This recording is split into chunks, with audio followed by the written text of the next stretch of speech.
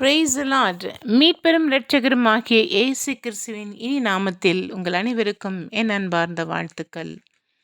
இன்றைய வேத வசனம் 2 கொரிந்தியர் 12ஆம் அதிகாரம் 9ஆம் வசனம்.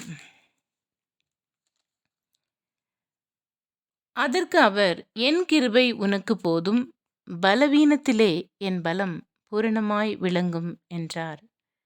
My grace is sufficient for you. எதெல்லாம் நமக்கு போதும் என்று நாம் எண்ணுகிறோமோ வாழ்க்கையில் அதெல்லாம் போதாது என்று நம் அனுபவம் நமக்கு கற்றுக்கொண்டே இருக்கிறது. ஆம் அன்பார்ந்தவர்களே, அவர் என் கிருபை உனக்கு போதும் என்று கூறுகிறார்.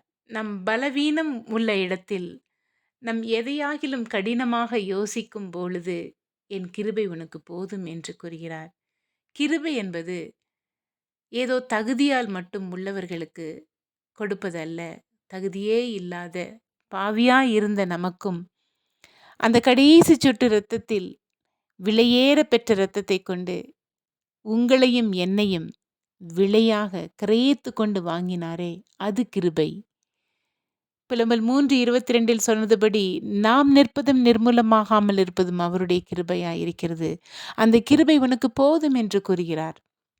ஆகவே இந்த உலக பலத்தை எண்ணாமல், இந்த உலகத்தில் உள்ள எல்லா அதிசயங்களையும் எண்ணி வாழாமல், தேவன் ஒருவரே, அவருடைய அன்பு மட்டுமே, அவருடைய கிருபை மட்டுமே நம்மளை தாங்கும் என்ற நம்பிக்கையோடு கூட அவரில் பலப்படுவோமா? God bless you.